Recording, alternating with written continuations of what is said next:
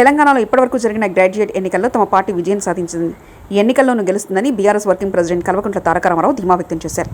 ఆదివారం బీఆర్ఎస్ విస్తృత స్థాయి కార్యకర్తల సమావేశం నిర్వహించారు. గ్రాడ్యుయేట్ ఉప ఎన్నికల ప్రచారంలో భాగంగా ఆలేరులో బీఆర్ఎస్ కేడర్తో చర్చించారు. ఈ సందర్భంగా కేటీఆర్ మీడియాతో మాట్లాడుతూ గ్రాడ్యుయేట్ ఎన్నికల్లో ఓటు వేసే ముందు పార్టీతో పాటు అభ్యర్థి గుణగణాలను చూడాలని సూచించారు. కొట్లాడాలంటే మీరు మాకు బలం ఇవ్వాలి. ఇలా రేవంత్ రెడ్డి ఇచ్చిన ఒక్క మాట అమలు చేయకపోయినా కొట్లాడాలి అంటే రాకేష్ రెడ్డి లాంటి గొంతులకు బలం ఇవ్వాలి. బలం ఇచ్చి బలంగా నిలబెడితే కొట్లాడే శక్తి మాకుంటుంది. అప్పుడు ప్రభుత్వాన్ని నిలదీసే శక్తి మాకుంటుంది. అందుకే ఆలోచించాలి. ఇవాళ మా తమ్ముళ్ళు చెప్పాలి, ఉద్యమంలో కలిసి పనిచేసినాం. 10 ఏళ్ల కిందట ప్రభుత్వ ఉద్యోగులతో కలిసి పనిచేసినాం. తెలంగాణ యువతతోని బ్రహ్మాండంగా కలిసి పనిచేసినాం. కలిసి పనిచేసిన తర్వాత ప్రభుత్వం వచ్చింది, తెలంగాణ రాష్ట్రం వచ్చింది. ఎంతో మంది త్యాగాలు చేస్తారు. ఆ త్యాగాల నుంచి వచ్చిన రాష్ట్రం కాబట్టే మన ప్రభుత్వ ఉద్యోగులకు భారతదేశంలోనే ఏ రాష్ట్ర ప్రభుత్వం ఇయ్యనంతగా కేంద్ర ప్రభుత్వం కూడా ఇచ్చిన దానికంటే ఎక్కువ జీతం 73% జీతం పెంచుకున్నాం. బ్రహ్మాండంగా ఇవాళ కేంద్ర ప్రభుత్వ ఉద్యోగుల కంటే ఎక్కువ జీతాలు మన రాష్ట్రంలో రాష్ట్ర ప్రభుత్వ ఉద్యోగులకు మనం ఇచ్చుకున్నాం.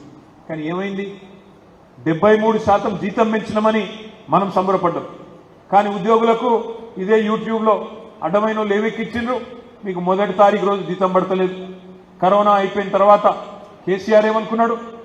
రైతు బంధు ఆగొద్దు, ఆడపిల్లల కళ్యాణ లక్ష్మి ఆగొద్దు, ముసలోళ్ళ ఆసరా పెన్షన్ ఆగొద్దు, రైతులు ఇబ్బంది పడొద్దు, రైతు బీమా ఆగొద్దు అని కేసీఆర్ ఆలోచించింది.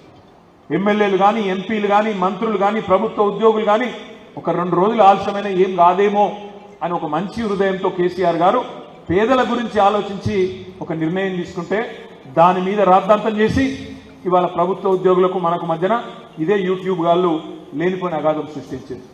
10 ఏళ్లలో భారతదేశంలోని ఏ ప్రభుత్వం చేయలే.